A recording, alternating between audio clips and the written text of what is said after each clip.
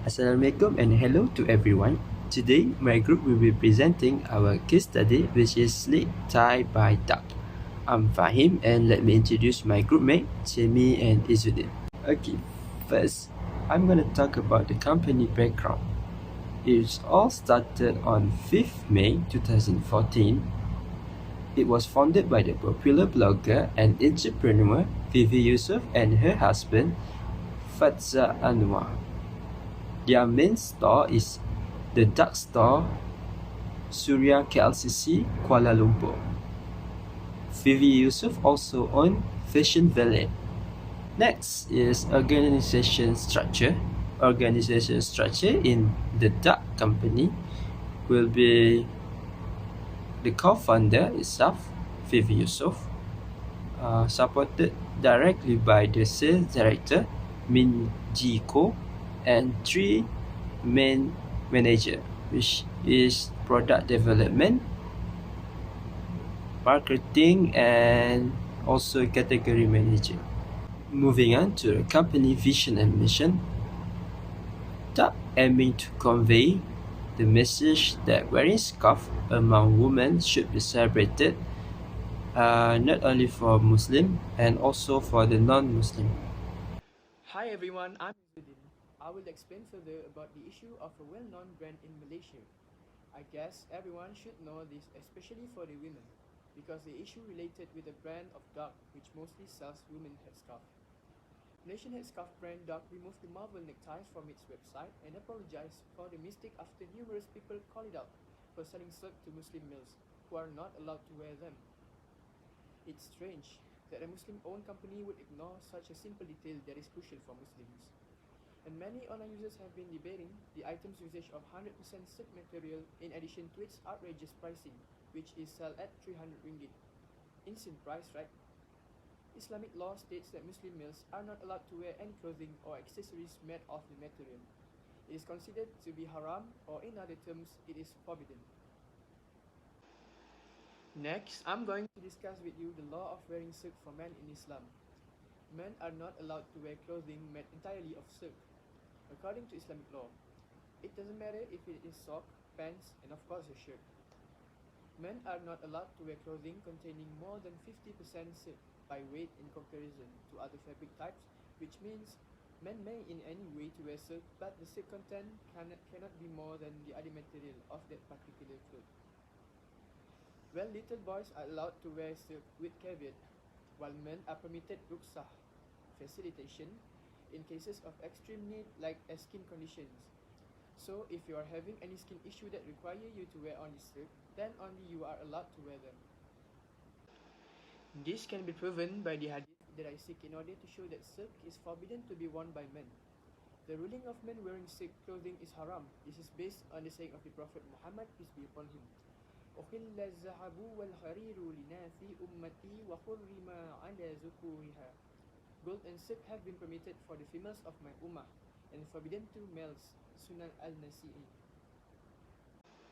Ruslan al-Ramli al-Maqdisi al-Shafi'i also states that it is prohibited upon men to wear pure silk or part silk which blend is more than other materials except for little. Good day everyone, I'm Jamie JESSERYL MAXWELL and James, and today I'll be presenting about the conflict, problem solving, negotiation process, and also our group's recommendation on how the company should have handled the issue. So when we look at the conflict, it basically happened between 3 parties, dUCk, the online community, and also the buyers. We can see that just hours after its release, the company decided to halt all further sales of the tie due to the strong media backlash that it received due to selling ties that are initially silk, which is forbidden for Muslim men to wear. And when we look at the problem solving, basically the company followed the ideal method. First things first, they identified the problem and apologized for selling silk to Muslim men. And then they defined the problem by stating they overlooked the material selection, which is silk, which is then again forbidden for Muslim men to wear. And when we look at the alternative approaches that the company has experimented, they started with releasing multiple online statements on their websites and also on social media platforms such as Twitter, Facebook, and Instagram. And we can see that the company decided to implement the best strategy, which is to just stop all sales in order to avoid further controversy. When we look at the final step, basically the company evaluated the effects by first refunding all Muslim buyers and then give the collection of the ties for free to non-Muslim frontline. The negotiation process, we must first look at the preparation and planning. So most of the buyers were Muslim and they were unaware of the material selection, which was silk, in which they were not permitted to wear. And when we look at the ground rules, these buyers started to trigger the refund policy by dUCk, in which they obliged to. And in terms of clarification and justification, we can look at the shift of dUCK's original demand, which was to sell. But then dUCK simply gave it for free, which then became its initial demand. And when we look at it in perspective of bargaining and problem solving, it was a win-lose bargain, and it favored more to the customers instead of dUCK, because dUCK suffered a lot of damage, not only in sales, but also they received backlash. While most customers, they won the bargain by getting free rewards and also refunds. So as for the final closure and implementation, the group formalized the agreement by basically giving a full 300 refund, which was the original price of the tie, to most Muslim buyers. We can also say that the negotiation style was basically compromising, because both dUCK and its Muslim buyers found common ground to solve the issue immediately. As for the recommendation, we completely agree with dUCK's way of handling the issue, but we do believe that there's ways of improvement.